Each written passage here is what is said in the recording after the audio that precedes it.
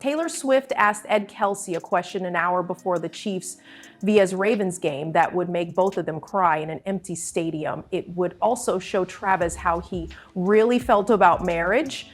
But Ed's honest answer would change everything Taylor thought she knew about Travis's plans and show that the most important conversations can happen when you least expect them. At 12:47 p.m. on October 27, 2024, Arrowhead Stadium was still quiet, the calm before the storm that would soon bring 80,000 fans to their seats.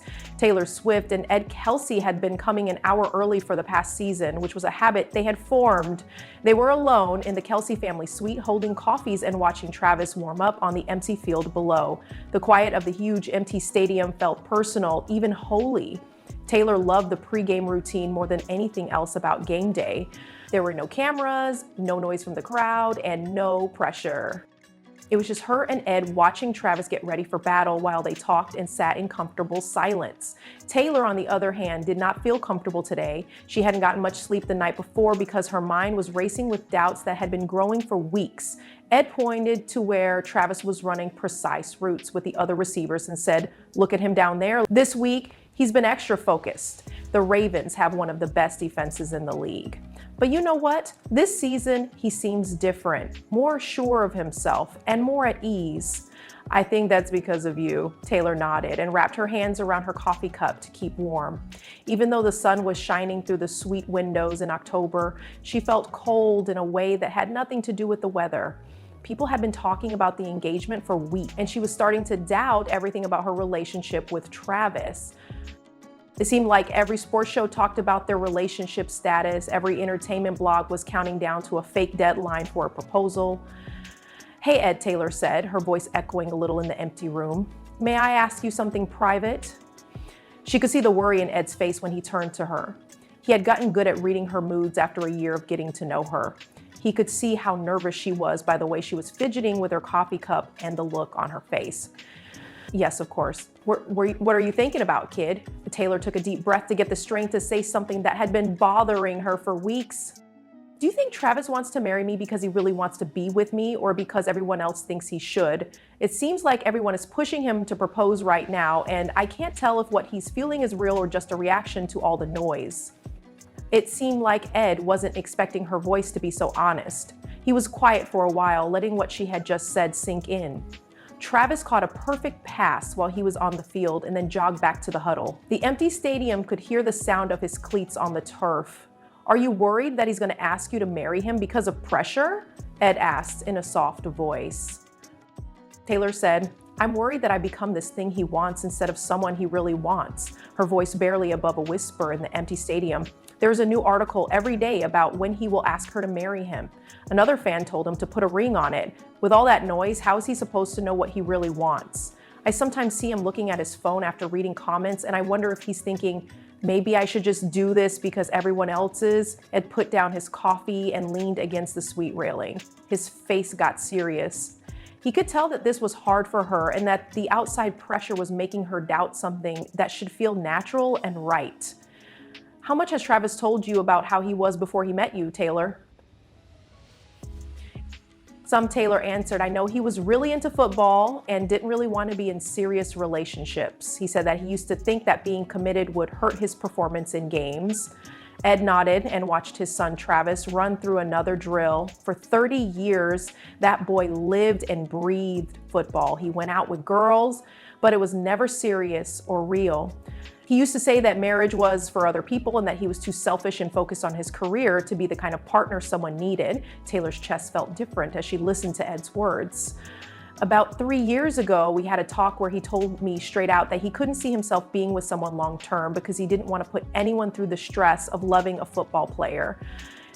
He said it wasn't fair to ask someone to worry about him every Sunday and change their life to deal with the media attention that comes with dating an NFL player."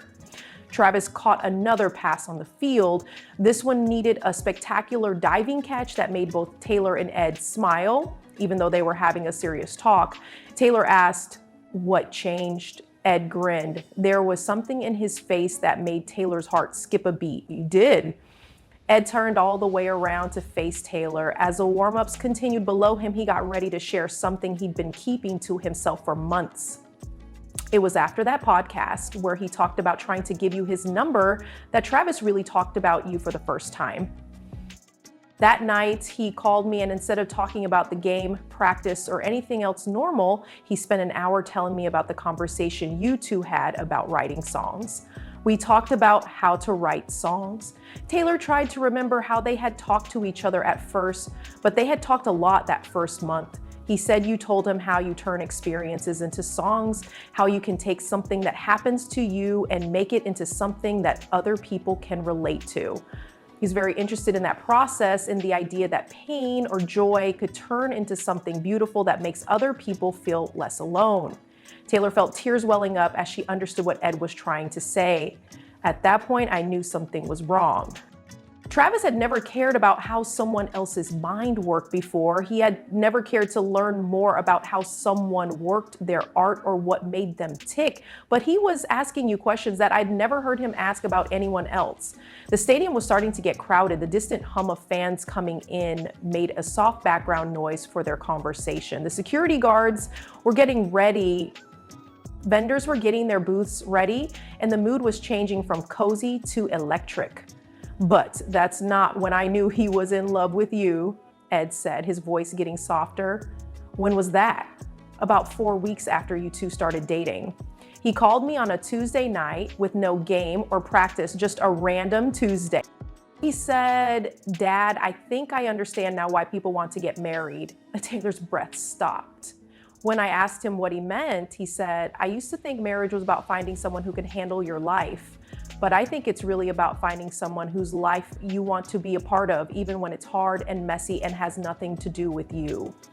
Ed stopped for a moment to watch his son stretch on the field below before continuing. He told me that you had a panic attack after meeting with your label. His first thought wasn't to feel bad about it or wish he didn't have to deal with it. It was to figure out how he could help, not fix it, but just be there for it. He said it was the first time he had ever wanted to deal with someone else's problems instead of running away from them. Taylor was crying now and didn't care that people who worked at the stadium might see her in the family suite. Ed said softly to Taylor, "That boy has been planning to ask you to marry him since about month 4 of your relationship. Not because anyone thinks he should, but because he's never felt that way about anyone else." Seriously? Taylor said something in a low voice. "Really? And I can show you that he asked me something 2 months ago." Ed took out his phone and looked through his text messages until he found the one he was looking for. Ed said, "He texted me this," and showed Taylor the screen. "Dad, how did you know that you wanted to marry Mom? What was the exact moment you knew?" Taylor read the message, which was sent 8 weeks ago, long before the media speculation got worse. He said, "Then I'd known for a long time. When I told him that was when I realized I couldn't picture my future without her." That was in August, before any of this media pressure started, Taylor. But Ed wasn't done yet. He had one more piece of proof that would completely convince Taylor that Travis was telling the truth. Travis asked me something 3 weeks ago that made me see how serious he is about you. He asked me, "When we get married, do you think Taylor would want to hyphenate her name or take mine? Not if we get married, but when we do." Taylor's heart stopped. I told him that was between you and him, and he said, "I know. I just want to make sure I do everything right for her. I can't mess this up because she's the most important thing that has ever happened to me." Someone who is feeling pressured to be in a relationship doesn't say things like that. That's what someone says when they've met the right person, Taylor. The stadium was getting fuller faster now. The distant roar of fans gathering made their private conversation sound like a soft crescendo. The cheerleaders were getting ready for the game, and the team mascot was walking around the field. Ed went on to say that he's not looking into rings because of fan pressure. He is looking into rings because he can't sleep at night thinking about how you will react when he finally asks. He doesn't want to talk about the future, but he feels like he has to. He talks about it because he can't see a future without you in it. Taylor was crying now because she couldn't believe that Travis had been planning their future together in secret while she had been worrying about what other people thought. "Ed, I didn't know he felt that way. I knew he loved me, but I didn't know he was already thinking about marriage in such specific ways. I thought he was just being nice when he talked about the future, but I didn't know he was really making plans." That boy talks about you the way I always wanted my sons to talk about the woman they wanted to marry. It's like you're more than just his girlfriend, you're like family. It feels like home. As Taylor wiped her eyes, Ed put a soft hand on her shoulder.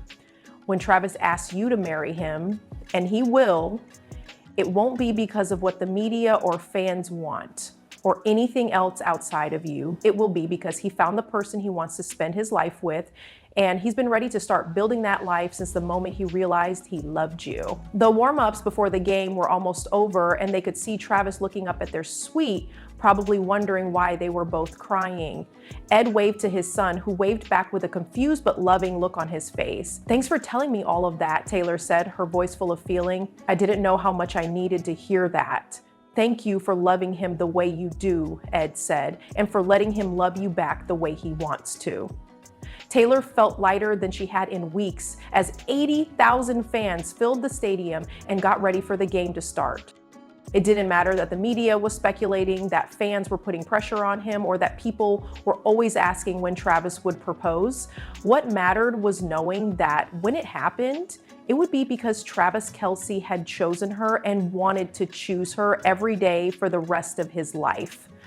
Taylor thought the next game was one of the best she had ever seen, not because of the great plays or the final score, but because every time Travis caught a pass or scored a touchdown, she could see their future unfold in front of her. She could see the man who had been quietly planning there forever. He had asked his father about grandfathering and was already thinking of her as family, so he was curious about her last name. Travis asked Taylor why she looked so happy after the game later that night. She just smiled and said, "Your dad and I had a great talk." "About what?" Travis asked as he pulled her closer on the couch. "About how lucky I am," Taylor answered, and she meant every word. But there was one more thing that night that would make everything Ed had told Taylor true. Travis said something casual as they were getting ready for bed. "I saw you and Dad talking before the game. Is everything okay? You both looked like you were going through a lot." Taylor said it was more than okay. "He told me what you were like before we met." Travis looked a little embarrassed. "Did he talk to you about getting married? About how I used to say it wasn't for me?" "He did," Taylor said softly. "And how much has that changed?" Travis was quiet for a moment. Then he said something that confirmed what Ed had said. "Taylor, I want you to know that every day I wake up more sure that I want to be with you for the rest of my life. Not because anyone thinks I should feel that way, but because I can't picture feeling any other way about anyone." 3 weeks later, when Travis proposed to her in their backyard garden and gave a speech about choosing her every day for the rest of his life, Taylor would remember this conversation with Ed and know that the proposal wasn't the start of Travis's commitment to her. It was just him finally asking her to make official what he had been feeling for months. What do you think of this lovely talk between a future father-in-law and daughter-in-law? Have you ever had a parent of a friend tell you things about their child that made you see the relationship in a whole new way? In the quietest times and places with people you don't expect, you might have the most important conversations about love. If this story moved you and made you think about how real love is often deeper and more intentional than we think, please like and subscribe to get more untold stories about the private conversations that shape our favorite celebrity relationships. Because sometimes the most beautiful love stories are the ones that are going on quietly in the hearts and minds of people who are already planning to be together forever. This story is made up and is meant to be fun.